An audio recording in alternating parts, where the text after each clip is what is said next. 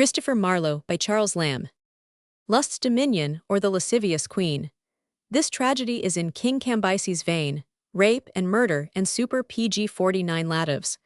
Huffing braggart puffed lines, such as the playwriter's anterior to Shakespeare are full of, and pistol but coldly imitates. Tamburlaine the Great, or the Scythian Shepherd. The loons of Tamburlaine are perfect midsummer madness. Nebuchadnezzar's are mere modest pretensions compared with the thundering vaunts of this Scythian shepherd. He comes in, drawn by conquered kings, and reproaches these pampered jades of Asia that they can draw but 20 miles a day. Till I saw this passage with my own eyes, I never believed that it was anything more than a pleasant burlesque of mine ancients. But I can assure my readers that it is soberly set down in a play, which their ancestors took to be serious. Edward II. In a very different style from mighty Tamburlaine is the tragedy of Edward II. The reluctant pangs of abdicating royalty in Edward furnished hints, which Shakespeare scarcely improved in his Richard II. And the death scene of Marlowe's king moves pity and terror beyond any scene antient or modern with which I am acquainted. The Rich Jew of Malta. Marlowe's Jew does not approach so near to Shakespeare's as his Edward II does to Richard II. Barabbas is a mere monster brought in with a large painted nose to please the rabble. He kills in sport, poisons whole nunneries, invents infernal machines.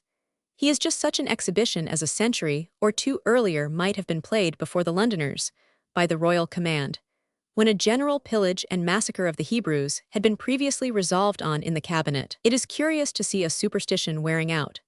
The idea of a Jew, which our pious ancestors contemplated with so much horror, has nothing in it now revolting. We have tamed the claws of the beast, and pared its nails, and now we take it to our arms, fondle it, write plays to flatter it. It is visited by princes, affects a taste, patronizes the arts, and is the only liberal and gentlemanlike thing in Christendom. Dr. Faustus.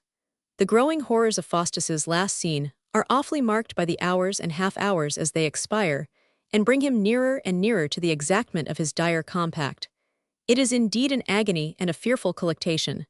Marlowe is said to have been tainted with atheistical positions, to have denied God and the Trinity. PG-50 to such a genius, the history of Faustus must have been delectable food. To wander in fields where curiosity is forbidden to go, to approach the dark gulf near enough to look in, to be busied in speculations which are the rottingest part of the core of the fruit that fell from the tree of knowledge. Two Barabbas the Jew, and Faustus the conjurer, are offsprings of a mind which at least delighted to dally with interdicted subjects.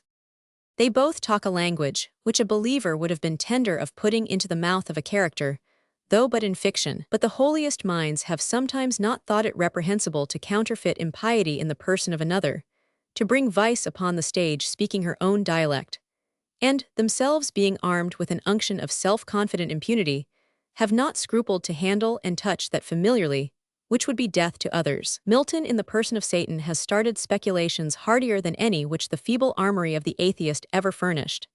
And the precise, straight-laced Richardson has strengthened vice, from the mouth of Lovelace, with entangling sophistries and abstruse pleas against her adversary virtue, which Sedley, Villiers, and Rochester wanted depth of libertinism enough to have invented.